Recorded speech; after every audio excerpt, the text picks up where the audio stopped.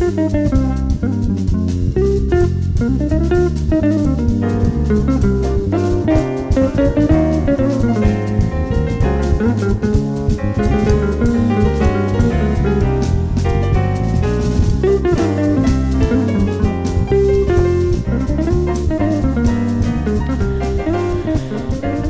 there everybody, this is Tenacious Earl, and this is a different kind of video here that I wanted to try tonight.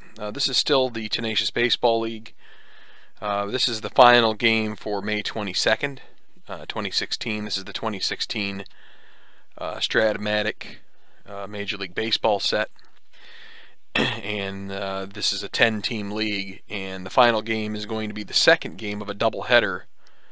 Where Toronto is they made up a game earlier against the New York Yankees. In that game, excuse me as I refresh my memory, I believe the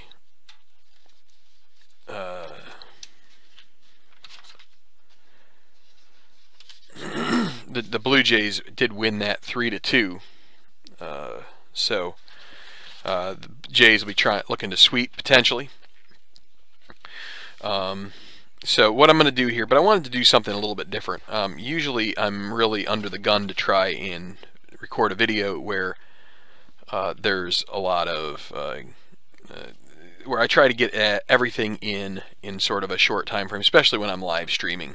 It's really easy to sort of get into the habit of really just trying to burn through things. And what I'd like to do in this video is kind of take you from cradle to grave of this game, show you how I set things up, show you how I play the game, and kind of even maybe a little bit of tutorial with this as well. So let's get right into it here. So this is going to be Toronto at New York, game 2 of this doubleheader, game 2 of the series at Yankee Stadium. So let's see how it goes.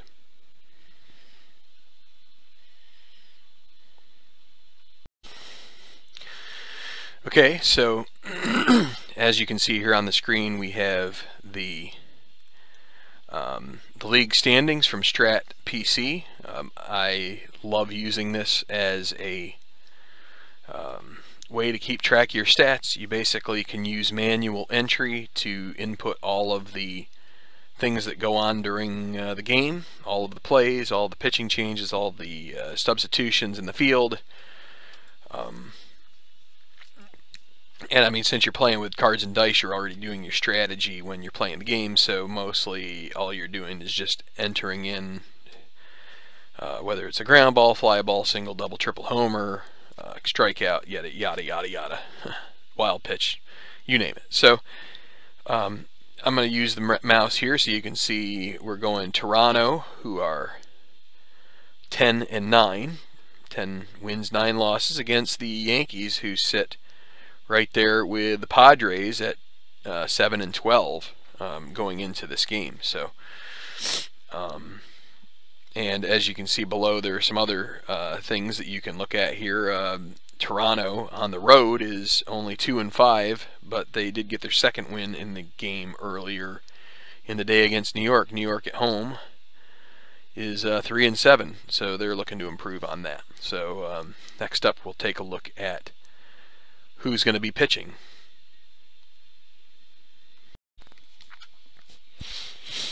Okay, so I had planned on showing you my pitching usage chart, but I have yet to figure out how to set up the Microsoft Excel to show in this program. So for the moment, we're just going to have to make do, and you have to trust my pitching selection. So for the Blue Jays, it's going to be R.A. Dickey. And for the Yankees, it's going to be C.C. Sabathia, who is just coming off of an injury.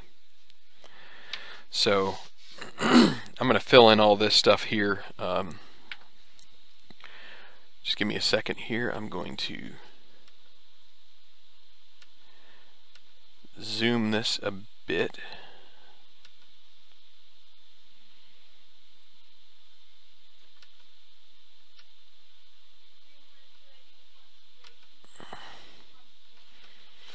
Okay, well, it's a little bit light here. I have probably too much light going, but so this, I put the game number. So I just keep a running tally of the number of games I played up here, and this is going to be game number 98. And so this is Series 7. The matchup is the first matchup on my schedule, and this is game 2. Dates May 22nd, 16. Time, we're going to say this is a 7:35 p.m. start. And Toronto, this is series record, is a 1-0 series record. And so it's going to be Toronto Blue Jays with a record, as we saw previously, I think it was 10-9. I want to double check this. 10-9 versus the New York Yankees,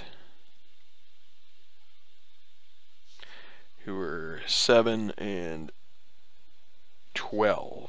it appears.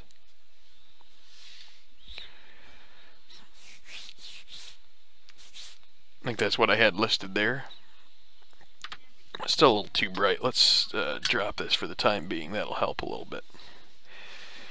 And so then I have a space down here for a box score. I put Toronto here. I put New York Yankees.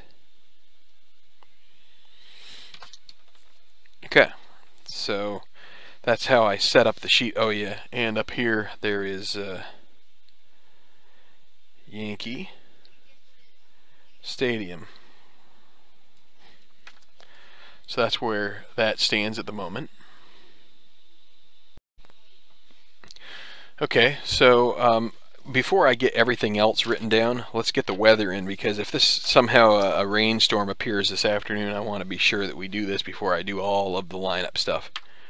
And it's 15, so that won't happen. Only on 20 it can happen. So night game 15 is bad, so it's going to be singles are going to be ones. I put those down here in this corner. And then I put for the ballpark homers, it's 17 for lefties and 14 for righties. So that's how we do that. Now, how I choose my lineups. So what I use is the previous day's lineup. Well, previous game in this case, because the previous game is actually in the same day. So this was the lineup. These were the lineups that were used by the teams. And what I do is I take one of each color. The white is the away team, and the hued die is the one that has the color of the home team is for the home. And so I use the pitching usage chart. And so it's going to be 3 for Toronto and 4 for the Yankees. So I put those right here. 3 for Toronto, 4 for the Yankees. I will get down my little cheat sheet. Very rudimentary. But you can see here that on the left is the position, using the old-time nomenclature for each position. So for 3, it's going to be 4, which is the second baseman, 2, which is the catcher, which in this game I'm probably going to use the backup catcher or whoever didn't catch the first game, just because usually managers do that in doubleheaders. They also tend to do that on the day game after a night game. So, but then 7 is left field, and then for 4, which will be the Yankees, what they'll have to follow, it's shortstop, and then left field, and then first base. And then what we do is, I'll show you this again once we get those figured out. So just one moment. Actually, let's just keep going here. I was going to take a little break, but let's first get out the card sets. So I've got the starting pitcher right on top for Toronto. These are then, the rotation is always on top, so these are the other 4 pitchers that are currently in the rotation. I'm going to put them over there for safekeeping. I have some little like shelves that I use. And so these are the position players for the Blue Jays. And then these are the relievers. And nothing has changed since the previous game as far as who is... There were no injuries, so everybody's available that was earlier. All of the lineups are... and sometimes I do verifications of that to be sure that I'm not, that I have everything correct. But so what we can do now is for Toronto, we go to 3. And again, so 3 was second base, catcher, and left field. So second base was Ryan Goins. So in here I will look through, and right there is Ryan Goins. He started at second. The catcher was Josh Tolley. And then the left fielder was Michael Saunders. So what we're going to do is we're going to do a quick check of each of these guys using this chart. And so what you do is you add the at-bats and the walks for each guy. And I'm pretty sure in each case here these guys played for the teams all season. If you have a guy that was a mid-season trade, I am currently for this season using cards that were specific to the time they were with the team to try and just model the numbers they had during that stretch. But what you would want to do is you want to make sure that you are taking their entire at-bats and walk for the whole season in this to make sure that you're doing the right usage, because you don't want to underuse somebody just because they only had 150 at-bats for the team they were traded to or the team that they were traded from. Maybe they went to the other team and became a much more influential, and they may have had injuries with the other team. So in my mind, I tend to use I tend to use the schedules, like the player usage a bit, just to develop the squads. So if I see a player isn't used for a while, it's pretty clear to me that either they were demoted or they were injured, and then I'll even maybe go to Wikipedia, go to Baseball Reference, and try to find out if they were gone. But now Ryan Goins, because he is, if you take 183 and 9, that's 192. If you're less than 374, you must rest. So he must rest. Josh Tolley, he is also in that predicament. Now Michael Saunders is significantly more. He is 490 and 59, which is 449, not quite 450. So we will, or I mean, not quite 550. My bad. So that's a 1 to 6. If you roll the 1 to 6, he must rest. Otherwise, he can play. And it is a 9. If you see the dot there, the dot is right there. So it is a 9. So he can play. I'm going to, for right now, throw him in left. But we may change that because they're going up against a lefty in Sabathia. So maybe it would be better to see if there are right-handed options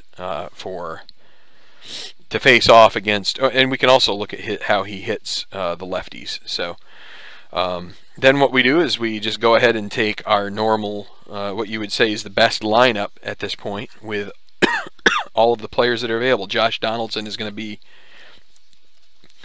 at third base. We will use Justin Smoke in this game. We're going to give Encarnacion this game off because he played first base in the previous game. You might say that's not such a great idea since he's pretty good against lefties, but yeah, we're going to do that. We're going to use Bautista in right. We'll have Tulowitzki at the shortstop position.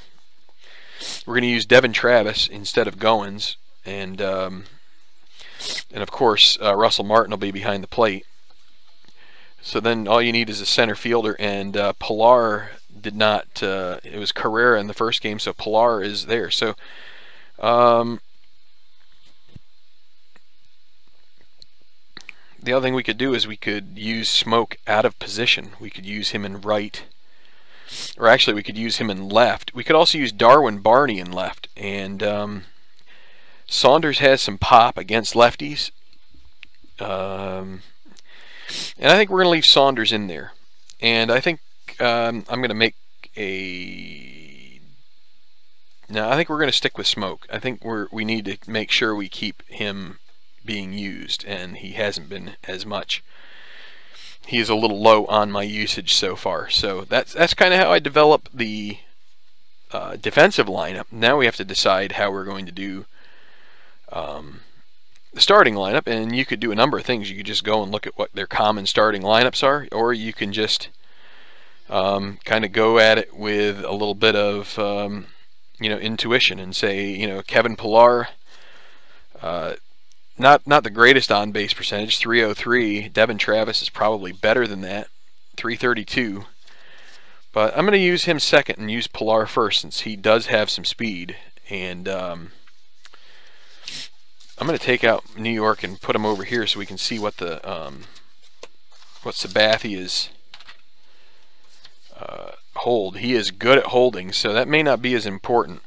So let's instead use Travis in the first hole. We'll go with Donaldson 2. Actually, let's go with Saunders 2. He has a little bit of pop, and it's also kind of nice to switch up the lefties and righties on occasion. Just trying to actually, I think what we should do is let's go back to Bautista second. He's also pretty good, gets a lot of walks. Then we'll do Donaldson, and then actually no, let's do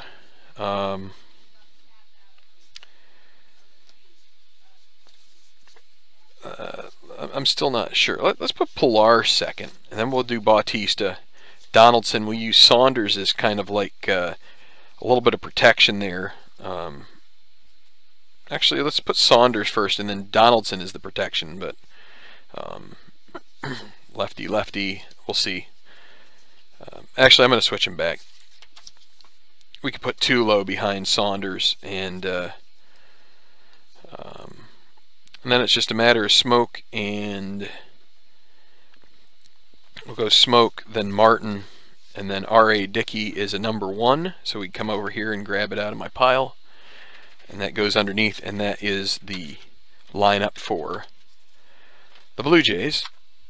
And I'll put that into our other score sheet once we're done with the Yankees. So same thing here. We got Sabathia, and then we've got the other members of the starting rotation.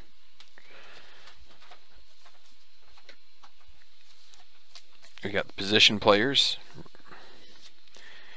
and then we've got the bullpen. Alright, so and Sabathia is also a number 1, so I'll just go ahead and get his pitcher's hitting card right out now.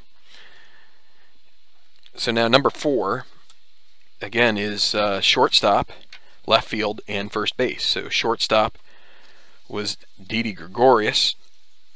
He is a high usage player, so chances are he will be starting this game. Left field was Brett Gardner. I said Brent. I don't know why. And then first base is we used Alex Rodriguez with his he's unrated at any position. He was a DH exclusively, so we went with the highest rating possible.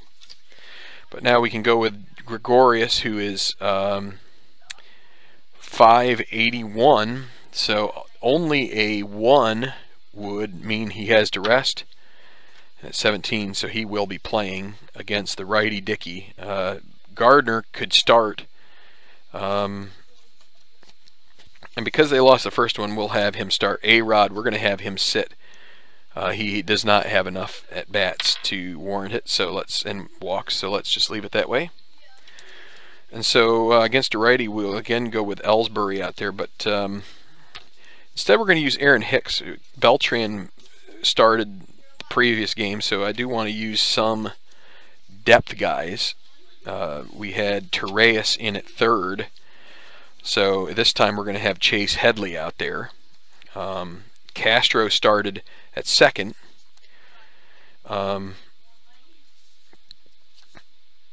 and we will have him. Where'd he go? Romine will be behind the plate because we're not going to overuse McCann in this game.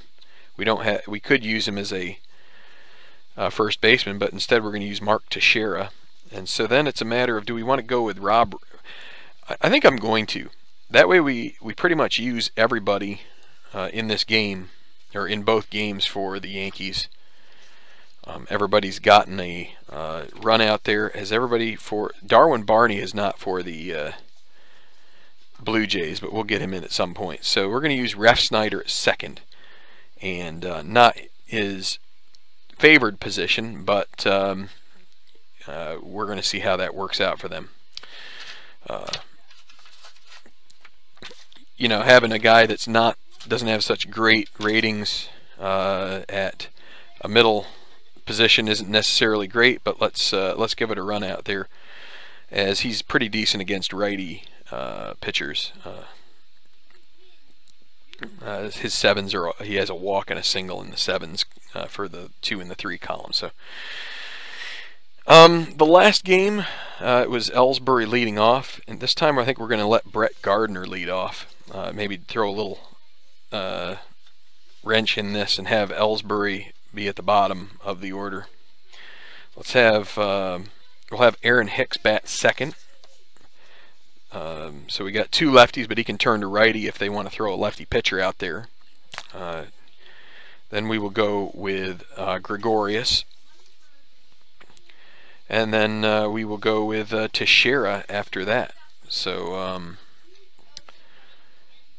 and then let's see, we'll go with Chase Headley,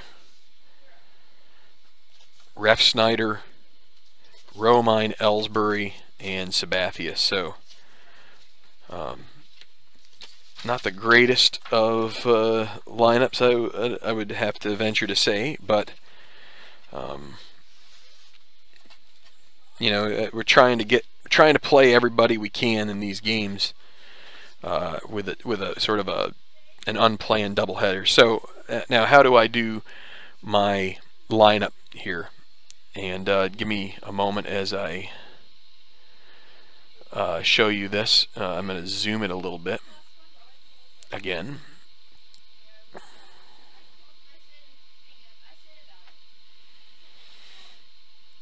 So what I do is, so Devin Travis is going to lead off. I'll show you his card right here. You put the name. I go with just the last name. Some people put a first initial. His position is going to be second base. I use the lowercase designation for those. Some people would use numbers. Some people go with uppercase. That's the way I do it. This column here is for the running stats. So he is a 14 rated runner. And then his fielding here is for second base is 2E19. So you write that down here, 2E19 for the super advanced game. And I'm going to fill out most of this. I'll be back and I'll show you a little bit more here in just a second. So you can see here I've got most of them filled in for Toronto, but I have Russell Martin here. So couple things for anybody who's new to this game. Again, these are fielding ratings. I'm going to write down Martin here, and then I'm going to show you a little bit more about this. He is the catcher here, and the catcher has a few special ratings, but let's first just cover the fielding ratings themselves. So if he were to play second base, he is a 4E41. So 4 is the range, E is the propensity to have committed an error. So range involves whether a guy can use his speed or his fielding abilities to be able to get to a ball that is outside of his fielding, that may, well, not necessarily outside of it, but it's right at the edge of his fielding range. So a 1 is really good, a 5 is poor. So 4 is below average in this case. 3 is about average, 2 is better than average, and 1 is basically Gold Glove caliber range, being able to get just about everything that comes his way as far as the iffy chances. But in this case we have the catcher, so in the case of the catcher we also add in parentheses here a +1, which is his arm. So again, we write this down with 2, which is a range thing. There's a range factor to the catcher, and then you have a +1 for the arm. You also have an arm for the outfielders. And then you have E1 for his propensity to commit an error. Then you have 2 other ratings here. You have the T rating, which I put a little lower here, right up above, and that's 6. That's on a stolen base. When you roll to check whether the runner is safe, if you roll a 1, 2, or 3 in that roll, you roll the D20 a second time, and if it falls within the T range, the runner would then advance a second base on a throwing error by the catcher. So then PB is the passed ball rating, which I'll put that down there. That's a 3. So there are some rolls that go on before the pitch when there's a runner on base, and we'll see that a little later, but that's what that rating there is for one of those checks. So I'm going to finish, excuse me, I'm going to finish writing the rest of these ratings in, and then I'll be right back. Okay, I figured there's one other little thing that I can show you here before I move on to finish off the Yankees. So or to get the Yankees, I'll put in here. For the pitcher, there's a couple ratings that you have to look up, especially if you're doing where the batter hits. So if this is traditionally an American League matchup, but in the TBL, since it's 10 teams in the same standing, they all have to follow one or the other. And so this particular one, we're doing pitchers hitting. In the first TBL that I ran, I did all DH. So this sheet here shows you some ratings for the pitchers, and so on Toronto you want to look up Dickey, and this is a 1. I'm going to put this for injury, and that's a 1. So when we have an injury roll, potential injury rolls are in the 6th column for pitchers when they're on the mound, and so a 1 signifies when you roll a 6-12 when he is pitching, you have to do a check for injuries. So a 2 injury rating is 6-11, 6-10. I'm going to show you this mechanic a little later. Again, I'm trying to be a little more thorough this time, but the other thing that we have to look at is the running rating for the pitchers, and Dickey does have one. He is a 12 runner, so he is a 1 to 12 running. Most the default is 10. Now Sabathia, bigger guy, he does not have a rating here, but as I said, you look here, Dickey has one right there. So Sabathia is a 10, and I'll write that down when I do theirs, but I'm going to do that off camera here, so just a moment. Okay, so everything is ready to rock and roll here, as you can see. As far as the score sheet goes, everything's filled in. You can see Sabathia down here at the bottom, although somehow I decided to write them in lowercase as opposed to all uppers, but that's okay. So this is the Yankees. I'm going to put them off to the side since they're the home team, except for Sabathia. I'm going to put him right here, and Dickey's going to go with them, and so we're basically ready to roll here. And I'm going to do things right on the sheet because that's the way I do things offline now. So let's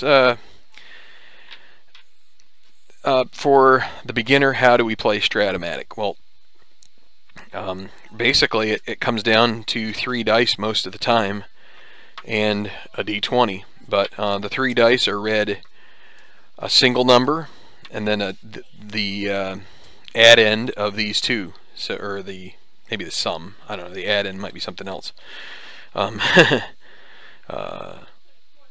Anyway, the sum of these 2, so single number, sum. Single number are split into 2 different categories. The first 3 are numbers that will cause you to look at a hitter's statistics, and the things that his statistics derive as far as the types of results he will bring about from his card, which is right here. You can see right there it says 1, 2, 3 if you look pretty closely. Down here you can see for Devin Travis, he's a right-handed batter. 4, 5, 6 is right here. And real quick, you can take a look at the basic game, which you may want to start with if you're a beginner. Same thing, but you don't have to worry about left and right with this. All you have to do is just say to yourself, this is 1, 2, 3 for the hitter, 4, 5, 6. You roll. In this case, 3, 9, you would look right here, and for Devin Travis against on the basic card is a strikeout. On this card, it's also a strikeout. So, but I didn't roll that. That's just me putting them down and saying that's a result. You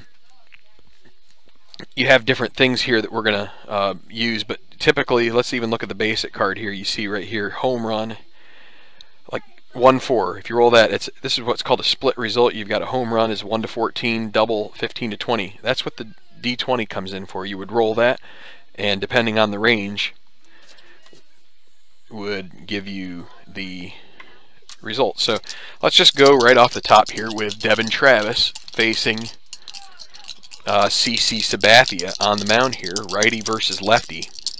And so against the lefty, we have to look actually at this side. Oh, actually 3, 9 against the lefty. So someone probably will comment with the mistake. Looking against a lefty, it's a single. Against a righty, Devin Travis strikes out. So, but here we go. So what I do is I tend to shake them up in here, and I kind of give them a little bit of a spin when I roll them. I kind of like this. So 4, 12 is our result. 4, and then 6 and 6 is 12. 12 and 2 are the least likely results on the sum. 7 is the greatest. That has the most chances. You got 4 and 3, 5 and 2, 6 and 1. All will derive a 7. As opposed to all you got boxcars and snake eyes to get you the least common. But 412, you look at CC Sabathia's card against a righty, and so this is one of the special things. If you're playing advanced, you would just follow this result here, which says fly ball to left field, and that would be it.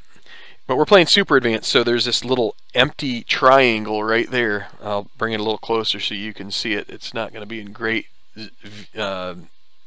focus, but it's right there. And you follow these results in super advanced, which it's an extra split. It's a correction factor based on some other things for super advanced to try and get the stats to be normal. So for Travis, this is a split chance. You can get a single if you roll the D20 and get a 1 to 13. It's a line out if it ends up being 14 to 20. So let's go ahead and give it the quick shake and roll. And it's a 2, so that is a single for Travis. So a leadoff single. With the way that this is scorekeeping stuff, but I draw the diamond. Sometimes when I play offline, I just write shorthand stuff like SI for single, F7. I mean, I do that for outs anyway, but I would shorthand walks and singles because I kind of know how they go. So I put a line that signifies home to first and then a dot.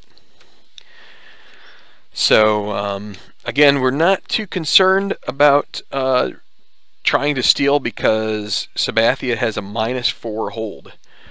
The way steals work in super advanced, they're easier with basic and advanced, but you have a number here or a group of numbers where you can roll 2 D6s. I usually just roll all of the D6s and then add the 2 that are that have color to them.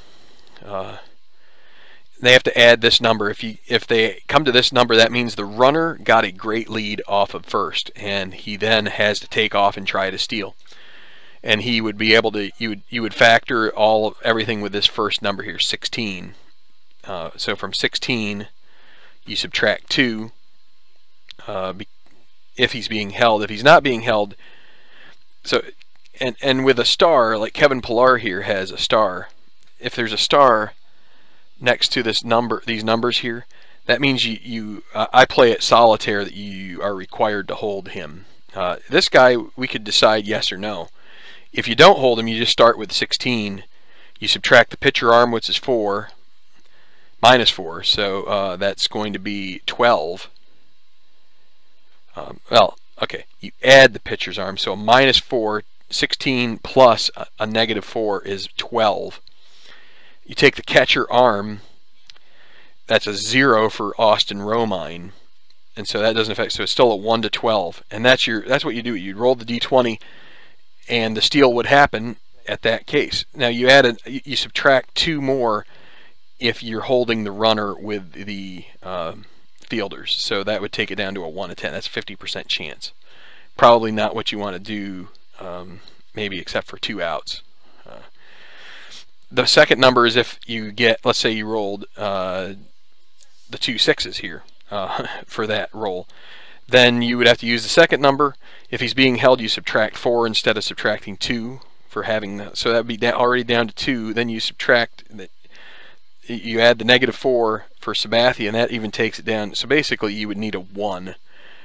So you would not steal in that situation, almost certainly. You'd just be putting him up for being thrown out. So that, I mean, that's just a quick primer on that. But we're not going to steal with Travis. One thing we could do is you can see some ratings here for hit and run and bunting. There's some other mechanisms for that. I don't use them a ton anymore. When I was first starting out, I tried to some because I was trying to learn more about it. But they're on the back side of the Super-Advanced chart. And right here. I mean, it might not be a bad idea to use it with Pilar. So they're not holding... if they were holding the runner on, the hit and run gets better to a B rating. It's A, B, C, or D. D is the worst. A is the best. In this case, he's a C, and we're just gonna like not do it because it just doesn't make much sense. But so now, okay, now with a runner on first, we have to use the D20. We roll that. A 1 or a 2 initiates some other. You would then check to see if it's a wild pitch, a balk, or a passed ball opportunity, and then you've got further ratings checks. So let's just roll the D20 first right here for Kevin Pilar. Is at bat.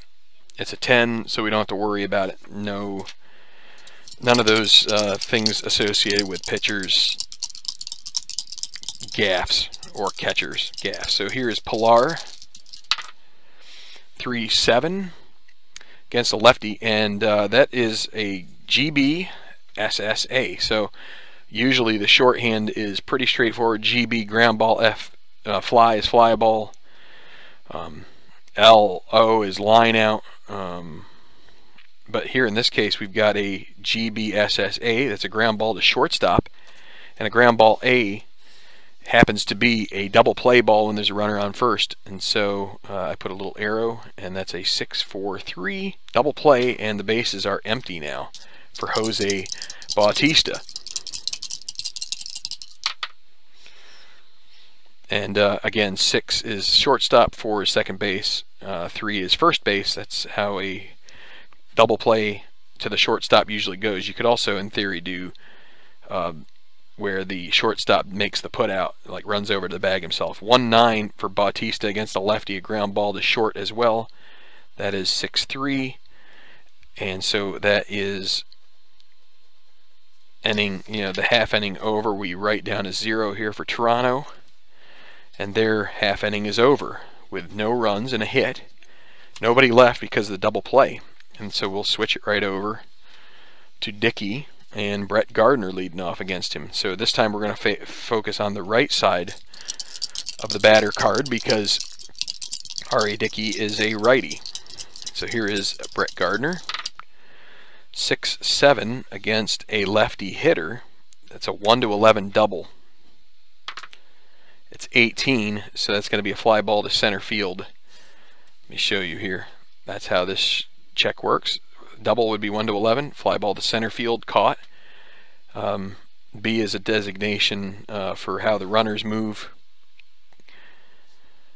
That just means it could be a sac fly, or it would be a sac fly if there's run at third, but that's going to be a catch out there by Kevin Pilar, and that'll be the first out. Aaron Hicks, 3-7 against a righty. That's another chance at a split. That'd be a 1-8 single. This is a 9, so that is going to be a liner to second baseman, who's Devin Travis, and he will catch it. No further checks to be done. And now Didi Gregorius. 3-9, and that's going to be a pop out too short. Tulowitzki gets that one, and that's a 1-2-3 inning for R.A. Dickey. So no score from either team in the first. I'm still going a little bit quick here. I'm trying to be mindful of people. I'm hoping that you have a knowledge of baseball to an extent. So Josh Donaldson, who, I mean, and if you ever have wonder how good these guys are, you've got the statistics for the season there. You've got 284 average, 32 doubles, 37 homers, 99 runs batted in. So pretty good season there from him. 549 slugging percentage. Guy with some pop. Here is Donaldson against the lefty Sabathia. So 5-8 against a righty, and the dot is only if the pitcher is tired. You find that out here with this rating. So he's a pitcher. Let's just talk through this. Pitcher 4 means 4 is the defensive range. So I wrote this down here for Sabathia. 4 E31. There's an E31. 6 is the inning when he can start to get tired after 3 hits, 3 walks, or a mixture of walks and hits that equals 3. He becomes tired, and then a strikeout with a dot becomes, or any result with a dot becomes a single with 2 base advance. In this case, it's a strikeout. So Donaldson goes down on strikes. Now Michael Saunders, 3-7, he strikes out right there on the left side. Now Troy Tulowitzki, 3-5, and he is going to get a 2-out single. Now you see this horseshoe here, Omega. What that means is that that changes if the result changes if there is a runner in scoring position, which in baseball scoring position is second or third, with 2 outs. If this little Omega is next to an out, it converts to a single with 2 base advance, which would then, that means it scores the runner. So that means it helps to skew him in clutch situations to be good. In this case, if someone was on second with 2 outs or third, Tulowitzki would then pop up to the shortstop and end the inning. So, but in this case, he does get a single because there's nobody on base. And all right, so I think Tulo. So this is not a great situation to steal unless you get a good lead, and we're going to try that here. So we roll the D20 first on a checking to see if he gets a good lead. It's a 17, so there's no pick off or balk, and he gets 8 on the colored, so he is not able to. If he had gotten snake eyes here, he would have had a pretty good chance at stealing the base. So, all right, but now Justin Smoke at the plate with 2 outs, batting from the right side. Okay, so there's a 2. So with a 2 on the D20, we now have a chance at either a balk or a passed ball. We pick a D6 and we roll it. 1 to 3 is a balk. 4 to 6 a passed ball. So balk rating, Sabathia has a 2. So a 1 to 2. When we re-roll the D20, it's a 9. So no balk on there, and we will now finish off this plate appearance with a 6-8, batting from the right side. That is going to be at least a single. It's a 1 to 10 double chance. It's a 4, so a double for Smoke. Second and third with 2 outs. So we have Russell Martin coming up, and then the pitcher, and the Yankees are going to, with runners at second and third, they have a base open. They're going to intentionally walk Martin and they will take their chances with the pitcher, R.A. Dickey. So a chance here to possibly break this game open a little bit if Dickey can get one off the pitcher's card down here. Bases loaded. They're playing with the infield back. 1-8 is a strikeout, and that will retire the side. So he strikes out the side with a little bit of trouble in between, but Sabathia gets through the inning. And so we're in the middle of the second with no score. So yeah, as I keep going along here, we're in the bottom of the second. I'm not going to really go over a lot of the same stuff that I keep doing. I'm hoping that it becomes apparent, so I'm taking a little less time as I go along here. But if something comes up that's new, a new concept, to what I've described so far, I'll try and cover it if I can remember. So it's going to be 4-7 here to start off the bottom of the second for the Yankees. And so Mark Teixeira is a switch hitter facing a righty. He'll bat from the left, so 4-7. It's going to be drawing a base on balls for Teixeira, so he will get on base. Not much of a stolen base threat, so we're just going to go ahead and have Headley come to the plate, the third baseman. 6-5. He's also batting from the left. That's going to be a grounder to short. So Tulowitzki is a 2E12. They weren't holding on.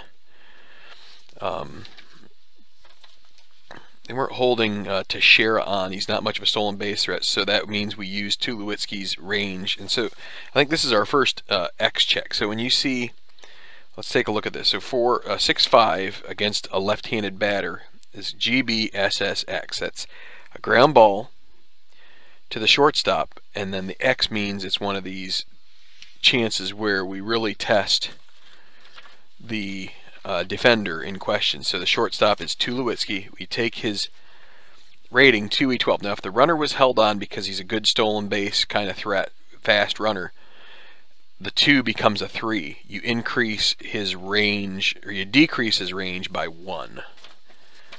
So you turn him into a 3. But in this case it's 2E12. So we have a chart here for first, second, so anybody in the infield. And so we roll the D20 on the 2 column, and went off the chart, it's a 6. So then we look at the 6 on 2, and it says G2 with a hash mark. So the hash mark means that if you are holding a runner on, then, and he's responsible for him, which there are some additional caveats to that in Super-Advanced, but because they were not holding the runner on, it stays a G2. If they were holding the runner on, that'd be a single with 2 stars, and that would be basically a first and third, nobody out.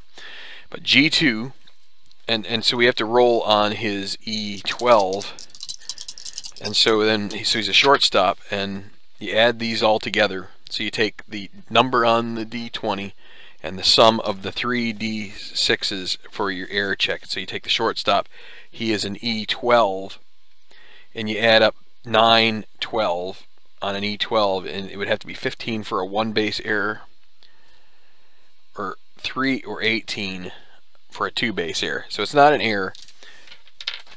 And you have descriptions over here of what each of these are. So G2 is what is called a fielder's choice. The runner from first to second is thrown out, but they cannot complete a double play. So that is 6-4. Fielder's choice. Headley beats out the relay throw, and he will end up at first. He is also not much of a stolen base threat. They're not going to hold him on, and R.A. Dickey has a good hold move. He has a good move to first and a deceptive delivery, so he is very good at holding runners. So it's going to be Rob Refsnyder now. 2-7 against a righty, and that's going to be a single to center field. Alright, so we have an opportunity here to send Chase Headley to third base. So I write down here when the runner advances, basically where the batter is in the lineup. So he is the 6th batter, so we write down a 6 on the base pass. Now he has a chance to advance Pilar is a -1 arm. Headley is a 12 runner. Let's go from first to third.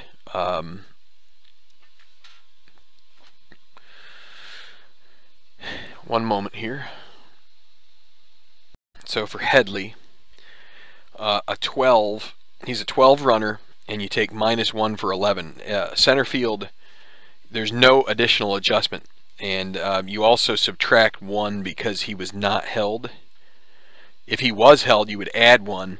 If the throw is from right field, you'd add another 2 to his range. If it was from left field, you'd subtract another 2. But instead, it is 1 to 11, and he is going to try to get there. And they are going to try to throw in there and try to prevent that. That would be the second out. But it's if he can get to third with less than 2 outs, it could give Romine or Romine especially a chance to sacrifice him in on a sac fly. So he needs 1 to 11, and it's 18. He is thrown out by Kevin Pilar, and that will be the second out. 8 to 5. Now Ref Snyder does get to move up on that. Now they could have cut off the throw and held Ref Snyder, or actually thrown in the second to try to get him, but in this case, that is a fielder's choice. He moves up to second, so there's still a runner in scoring position, but this time with 2 outs, it's going to be Austin Romine at the plate. 1-9, and this is going to be this is going to score a run here. 1 to 15 homer. Could this be gone? It is out of here. Home run, Romine.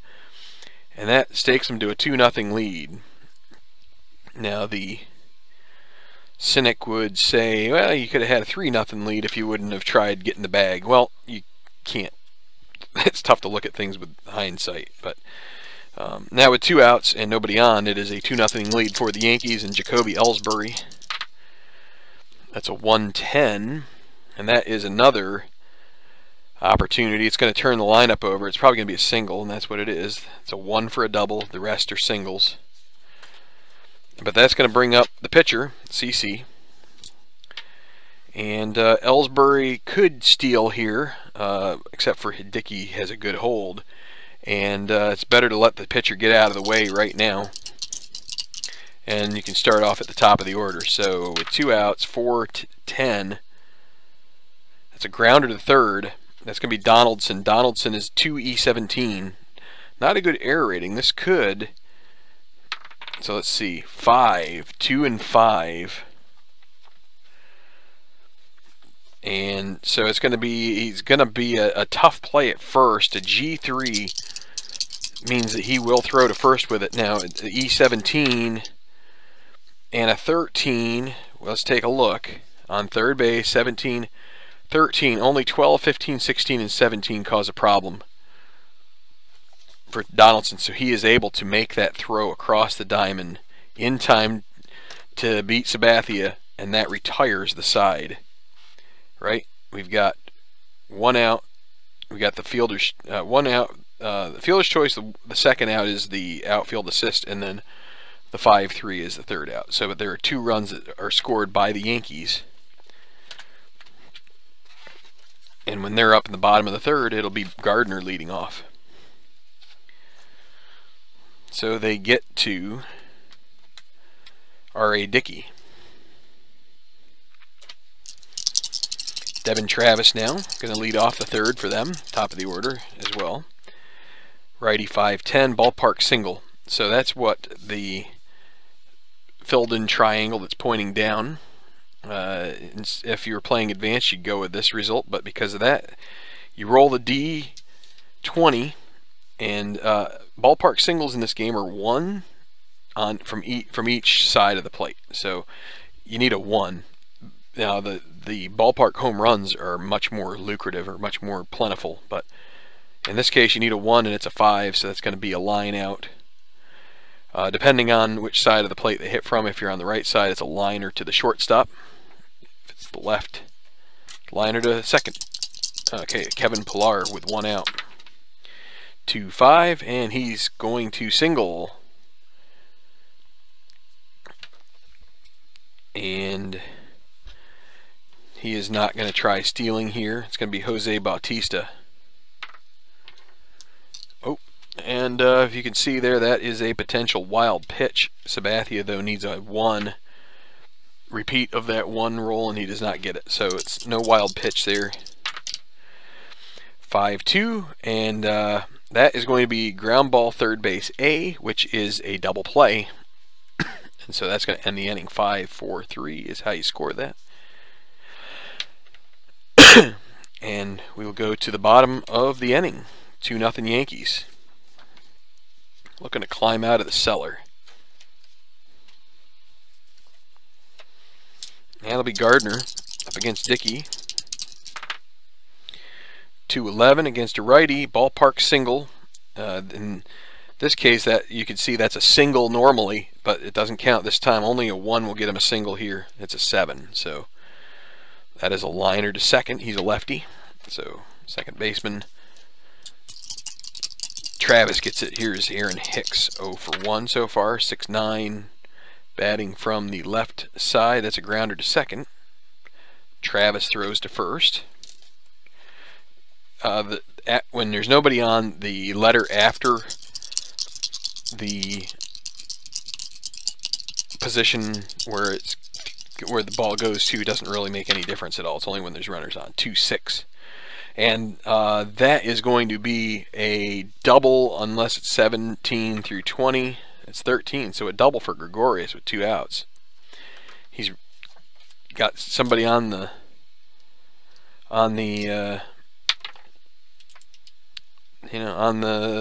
base paths here for Teixeira to drive home. We do the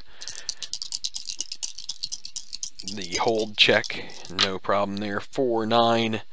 Batting from the left, that's a fly ball to center field, and that'll be caught out there by Kevin Pillar, which will end the inning. I almost put 9. I did put 9, but I meant 8. So no runs, 1 hit.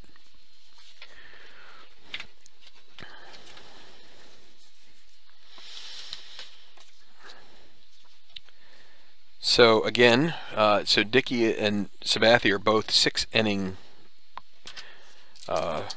weakness relievers, so or starters, so they can go another 3 innings before we have to check.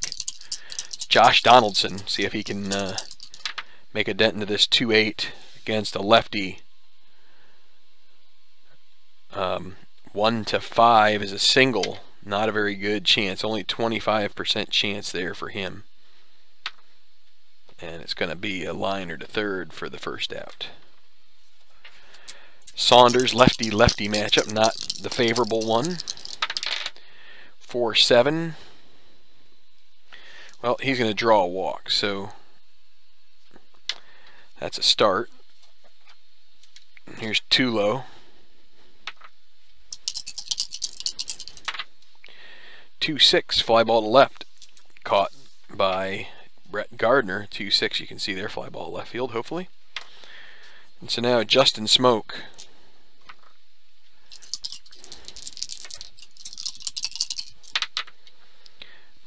5-5, batting from the right side, is going to be a strikeout to end the inning. So through 3.5. No runs for the Blue Jays, 2 for the Yankees.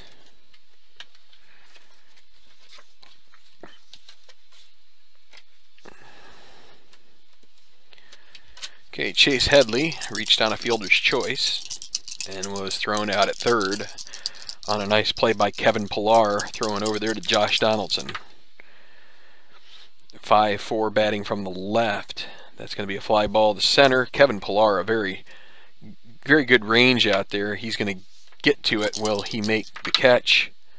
It's a 12. He will. I can show you the breakdown. It's an E7 and a 12. 3, 4, 15, 17, or 18 would be an error. So Headley is put away by the catch of Kevin Pillar, Rob Ref Snyder. 3-6 righty, fly ball to center field again. It's caught by Pillar as well. Now Austin Romine. 111, ballpark single. Need a 1.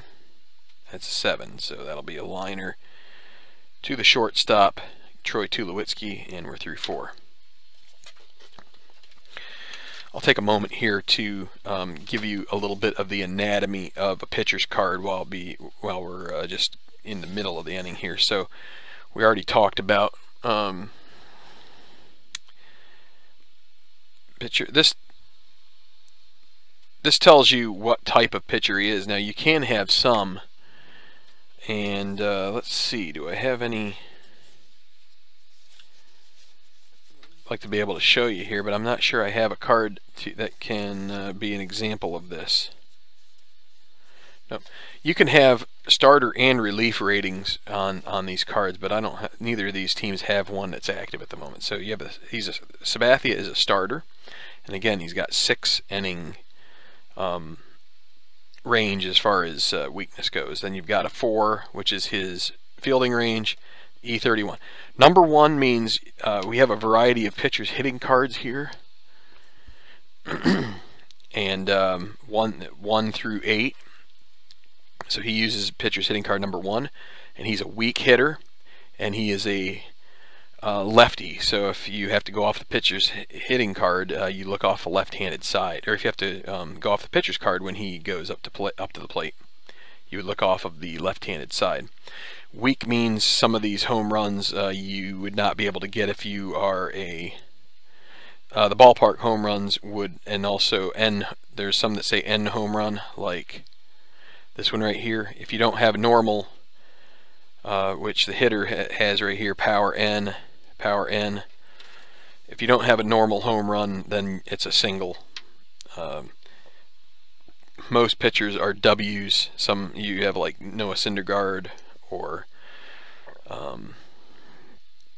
let's see, what game was I playing yesterday that they had one? I think Jose Fernandez has an N, so number 1 or number 4 NR I think was his rating. But anyway, the wild pitch rating, the balk rating, hold rating.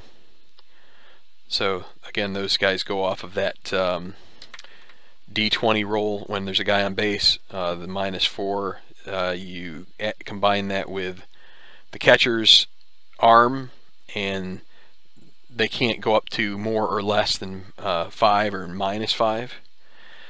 So Sabathia's -4, Romine's a 0, so it's still -4. That's what their number is. If you were to have a -9 and then a +2, so it's -7, it still would equal -5 would be the highest rating. Bunting D, if he's at the plate and you want to bunt with him, you give him a rating of D, and we haven't shown that yet. And this tells you where he throws from the left. And for those who are really interested in this, this gives you a breakdown of how often he faces. So 20% against lefties, 80% against righties. It's kind of probably a pretty normal workload for a starting pitcher. Relief pitcher, you might see much more jaded to one side versus the other. So here's Russell Martin. Lefty 1-6 is a strikeout. And it's to Dickey. Still relatively early for him. 3-7, a grounder to second base, and that'll be made. You'll see here there's a double plus sign. There are some, and that's on because this is a basic card in a way. That doesn't really come into the super advanced unless you're playing with the infield in. Usually when there's a runner on third. So Devin Travis with 2 outs, 6-8, righty. That is going to be another hit for the Blue Jays. 1-10 is a double, and he will get a double. 2 for 3 for Travis, and maybe a chance for Kevin Pillar to knock him in here and help them get back into this game. So here is Pillar. 2-7, and guess what? There you go. Devin Travis, there's 2 outs, he's in scoring position, and Kevin Pillar gets the omega next to an out. That means that converts to a single 2-star, and they will score Travis from second for their first run. It makes it 2-1, and it brings up the potentially dangerous Jose Bautista to face Sabathia here in the 5th. Pillar at first, 2 outs. not gonna try stealing. Could think about it, but 4-2 righty, fly ball to right field, and caught by Hicks, and that retires the side. But 1 run off Sabathia. Clutch hit by Pilar.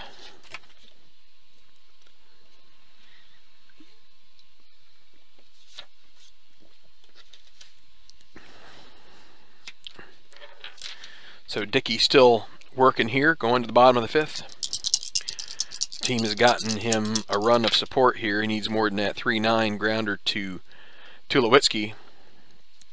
3, add it together, 9. 1 out. Sabathia, they're going to stick with him here.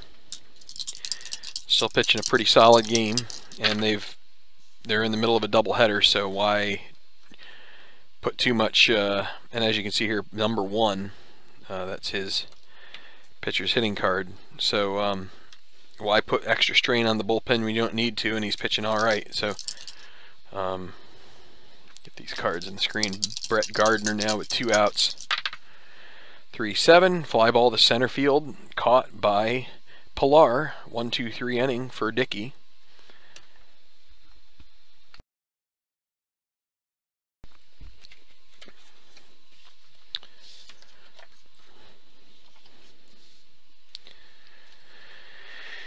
So we're going now to the top of the 6th. So this is where we talked before about weakness, and the way it's calculated again is the number is 3, and that's the sum of the walks and hits given up after you reach the inning of weakness. So the clock starts here for Sabathia, and Josh Donaldson at the plate.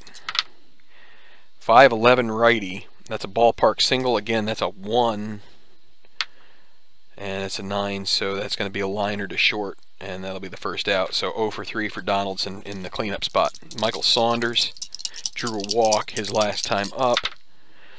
2-12. He is hit by a pitch plus an injury, and we've already had him out because of an injury before, and he has a lot of at bats. But all right, let's see. This is the way I play it. So again, he was at 5 something, only 549. So he could have up to a 30 game injury, or no, he could have a 15 game injury. That's the maximum. It's an 8, so you go on this column for it's going to be 1 game. And then I have a special rule here where I roll a d6, and if it's 1 to 2, he is out for the rest of the game. 3 or 4, he can continue on the base paths and then come in when he go. He'd be taken out when he goes to the outfield. Or 5, 6, he stays in the game. It's a 3, so he's gonna. We will do the sub after his time on the base paths, but he does reach on a hit by pitch.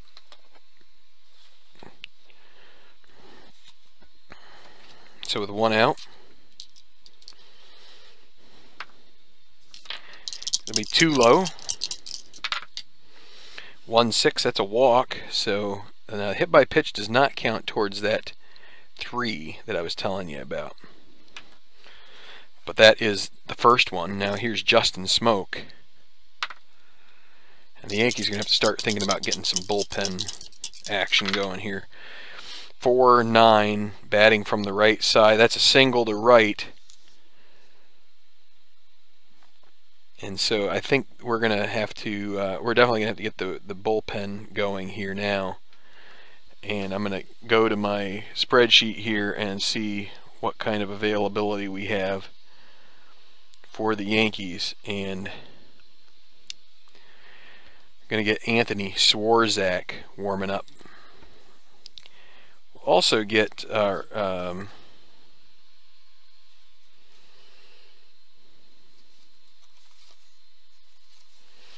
also going to get Richard Blyer up for a second time today. He's a lefty. Pitched an inning. We can give him another, but he would be ruled out for next game. So, but Sabathia is going to stay in for Russell Martin.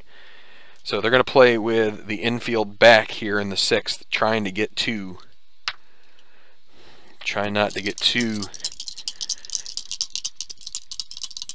nervous about this, sending the infield in or anything. 2-9 against a lefty, that's a strikeout.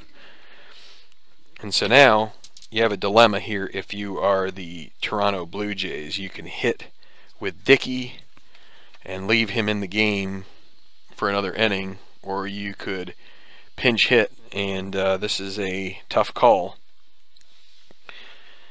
And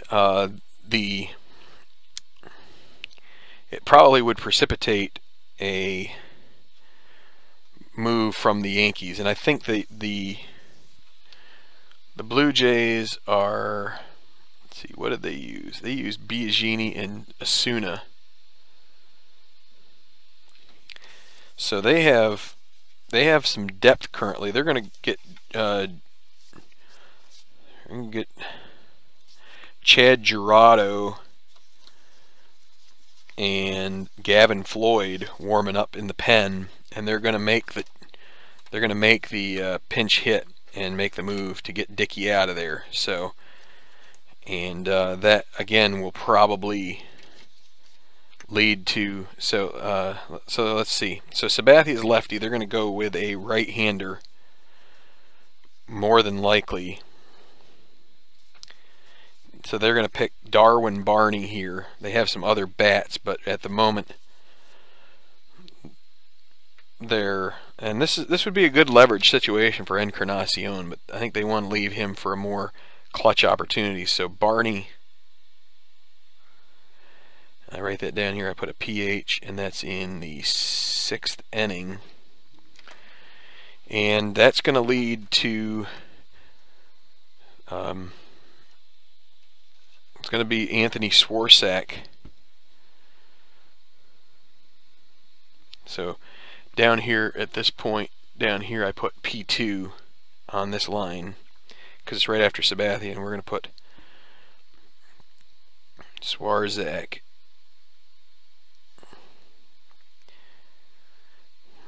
And then I put little, I call these curtains. That's how I signify my pitching change.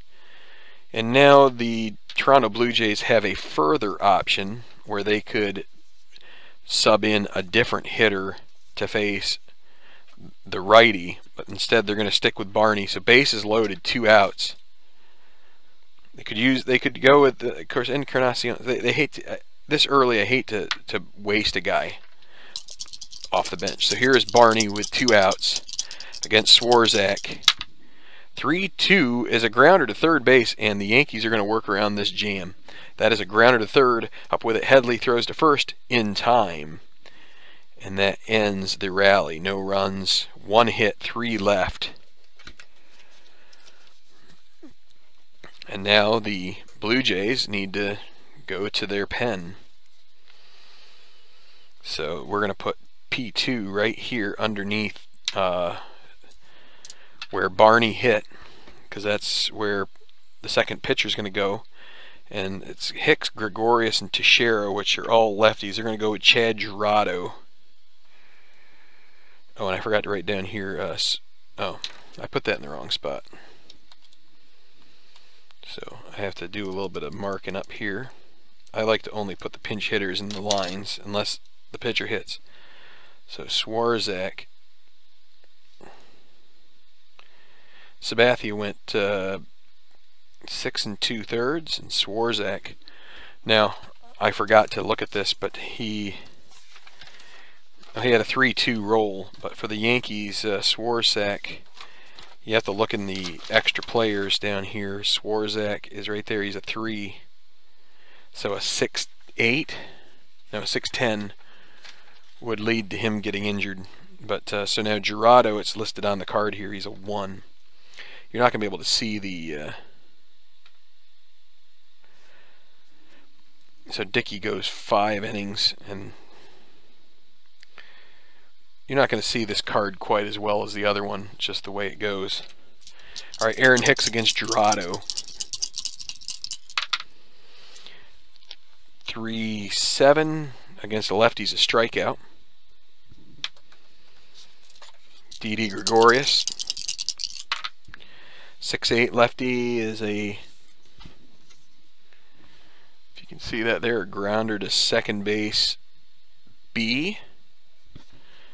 So that's a 4-3. That's 2 outs, and now Mark Teixeira hitting from the right side. 6-3 from the right. So this symbol here is a ballpark single. So unless it's a 1, it's a 16. So that's an out to, that'll be a liner to second, to shortstop, ends the inning. So Gerardo with a good inning of relief.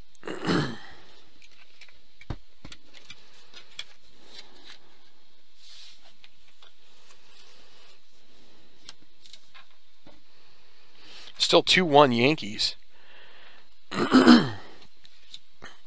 And Swarzak will come back in.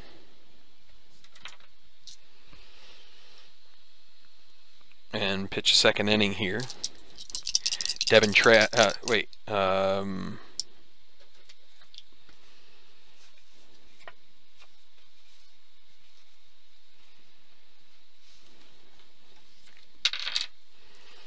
Whoops, I moved Devin Travis. I didn't mean to do that. Meant to be Darwin Barney getting moved out of there. Alright, Devin Travis. 4-4 against a righty, catcher X. So this is the first time we use a catcher defensive chart. Romine is a 3. 3 and 13. Now there's a bunch of little abbreviations in the chart here. So 3 and a 13. So if there's runner on base, it's potential for a passed ball. Otherwise, it's a foul out. So with nobody on, it's a foul out unless E1 brings up a high number, which it doesn't.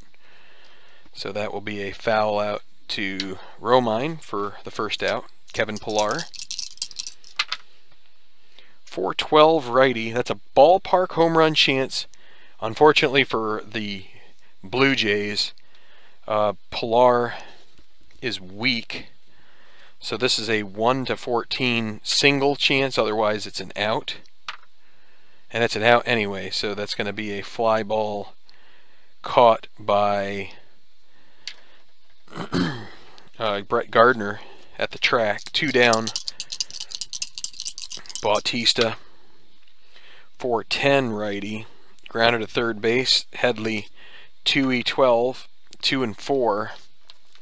They get lucky here because a 2 rated third baseman is going to be able to escape unless he was holding the runner on or was playing infield in. So that's going to be, he gets to it, and then a 6 on an E12 for the third baseman. 12 is 12 or 16, so it's the batter is thrown out by Headley. 1-2-3, and Swarzak pitches an inning and a third and does a great job with that, and that probably will be it for him. They sat down Richard Blyer, and they're going to, because they're going into the 8th, they've got some other options off the bench. Let's see, they could go with, let's see, Nick Goody, I think.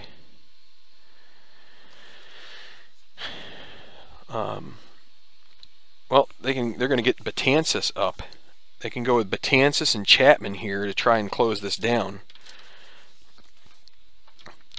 So, bottom of the 7th here, so we just have the 7th inning stretch.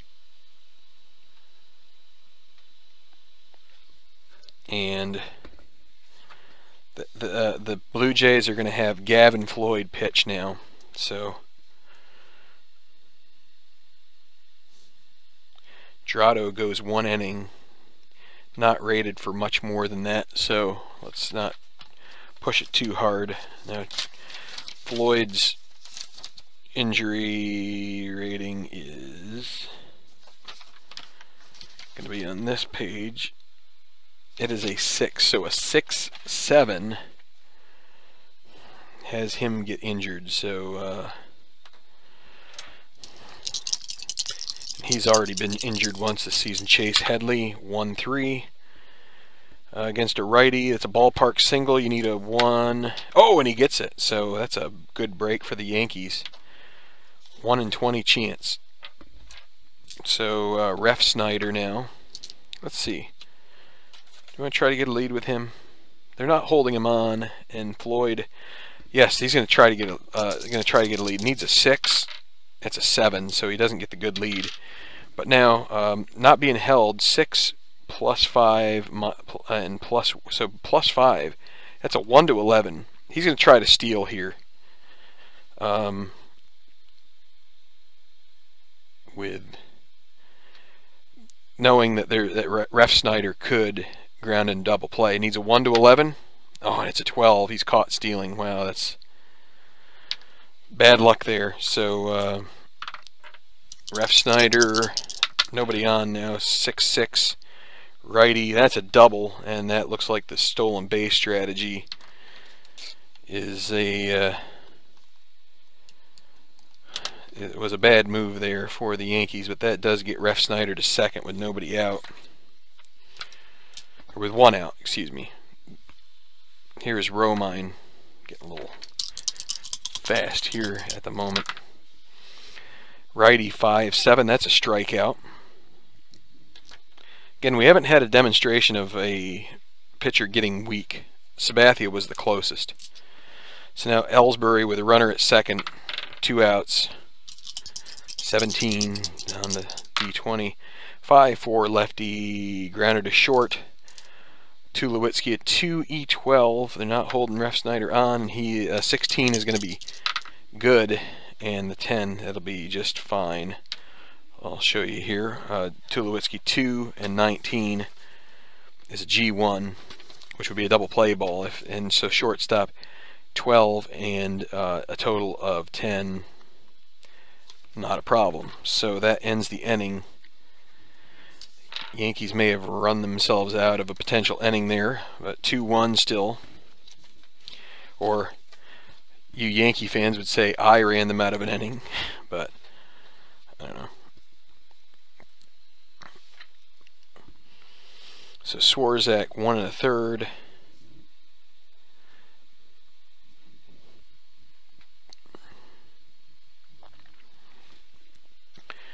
Dellin Betances is going to pitch for the Yankees here, try to hold.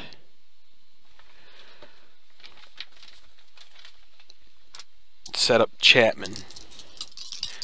But he's got to face Donaldson, who is a beast. 1-7 is a walk. Donaldson probably not stealing there. Although with a +9, that's worth a shot. If he gets a 3, that's a great opportunity. Oh boy, a 2 means potential balk. Betances doesn't have a balk rating, and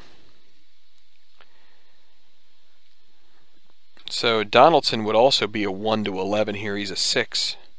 Does not get a good lead. Could still run. We'll do it. 1 to 11.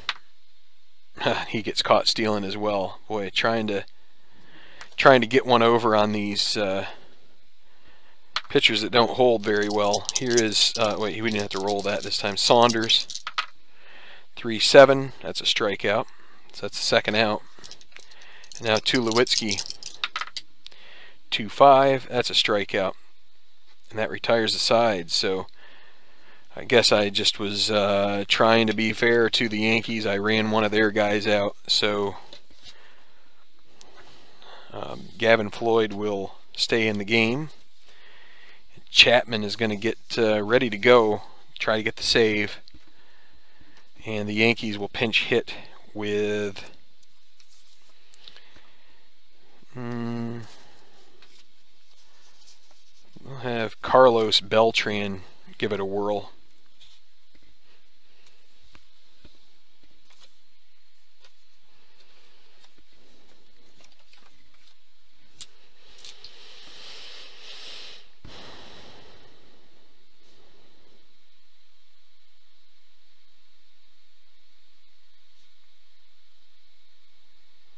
Pinch hitting in the 8th. Floyd is going to face him here. 1-2, that's a walk. So he gets on base. I'm going to put him up here. Brett Gardner now.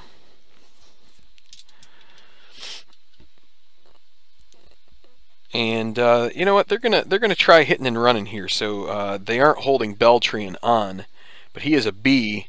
So we roll, and if it's on the hitter's card, then there's a chart we go to. If it's on the pitcher's card, then you check the result and then adjust based on another chart. So here we go. Gardner hitting and running, B hit and run guy. 6-7 against a lefty, fly ball to left. So that's just going to be a fly ball out, and no further action warranted. So that's 1 away. So at least in Super Advanced with your hit and run, you aren't 100% doomed by that to go off of some chart. Instead, you can the pitcher's efficacy can greatly affect how things go. So with 1 out, runner at first, and it was Beltran. And what was his? Not a very good opportunity. You could still get a 1-5 out of it. 5-9 batting from the left side. That's a grounder to second. There is the double play. So 4-6-3. And it's going to take Chapman closing him down in the 9th to earn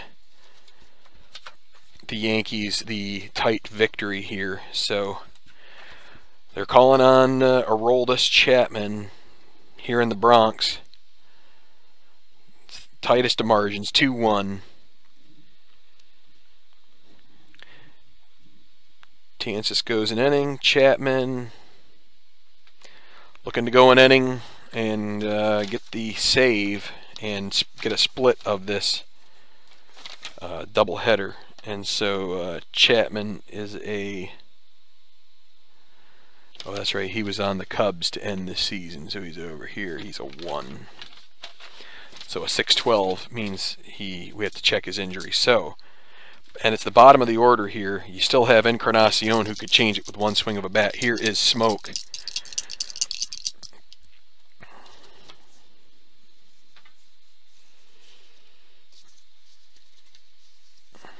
They are going to pinch hit for Smoke. No, they're going to stick with Smoke. Never mind. I was thinking about using Carrera, but... So here is Smoke against the lefty Chapman. 4-5, batting from the right. Strikes him out, 1 down. Russell Martin. 3-7, that's a strikeout. That's the second. The fans are on their feet, but here comes a familiar, all too familiar in this rivalry, face from the bench. Encarnacion stretches out his arms, gets the lead donut on, and he's going to come in here, and it's going to be power on power. Edwin Encarnacion.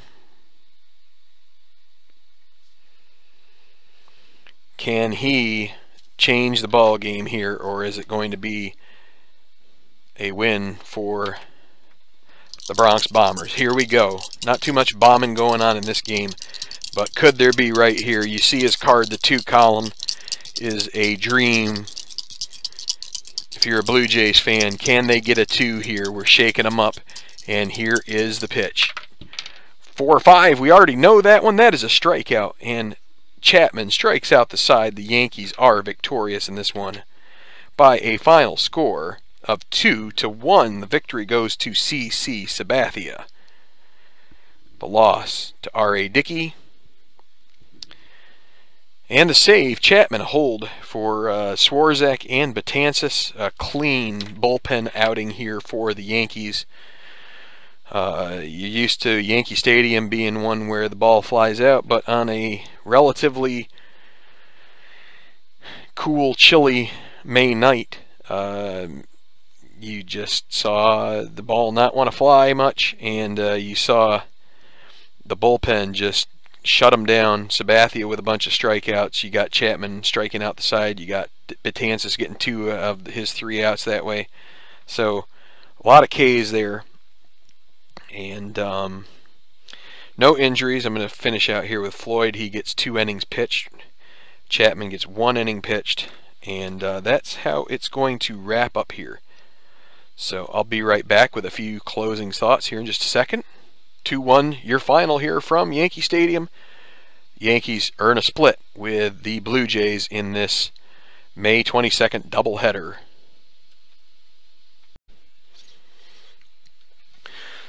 So, what a game. Nice tight finish.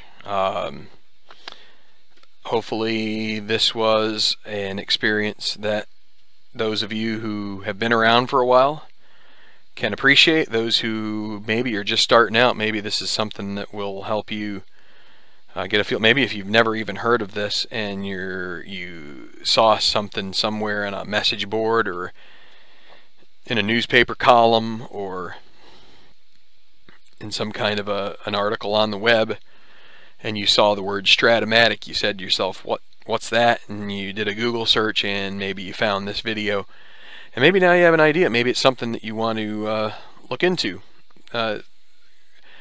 This is kind of like the the bread and butter of tabletop gaming as far as sports and baseball goes. It's the one that I mean, you ask my partner Tabletop Earl, and I'm sure he would say it's, and he has a video out there talking about the pros and cons of both Stratomatic and ATBA baseball. But this is kind of like the go-to, the one that kind of everybody knows about. They have an opening day coming up here within a month where they're releasing the season from the 2018 card set. So all these cards that we saw here in this video are based on real players, real statistics. You play out a full season and you should see the numbers play out in a very similar fashion. The intent is a realistic statistical representation of a baseball player, and it does a pretty decent job. I did a full season Phillies replay. I had my moments where it got a little,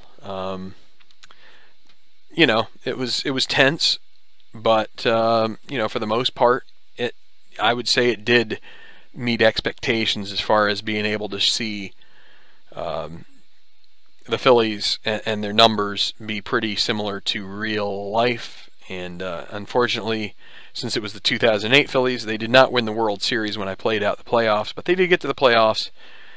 And I'm even one who can acknowledge that as a team, they had their flaws, and those flaws, and they also had some things go extremely well in 2008 in real life that based on the mechanism and all that stuff, that I don't think played out the way they needed to for them to be as successful as they were in 2008. But in any regard, it's a great game.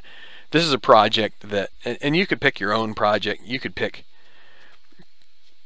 just a couple teams and play out a series. You could pretend that they're in the World Series and see how they go. You could take the 2 worst teams and say this is the World Series of bad and see who is the worst team. So whatever the deal is, I mean, you just search through our videos here if you want more ideas. And again, lots of other sports available from different companies. Strat has baseball, football, basketball, hockey, but you've got ATBA, you've got the payoff pitch people, you've got Play, which we have a number of their games on here, PLAAY. You could just go down the list of, and a lot of things that are just mom and pop kind of homegrown creations that a lot of times play maybe even better than even this game, as far as like the, it just doesn't get the popularity. It's not as, say translational between people. You talk Strat, most tabletop gamers are going to have a pretty good idea what you're talking about and have embarked on that themselves at one point or another. So, this is the point where I say if you have any questions, feel free to leave them. There's a comment section. I'd love to have questions from new players, from people who are just prospective. You know, why did I get into it? You know, what, you know, all sorts of different things you could ask. There are lots of people who happen through the channel here as well. You know, if you have questions, maybe they can even answer as well. My partner Tabletop Earl, he's been doing this a lot longer than I have, and there are other people who've been doing a lot longer than me.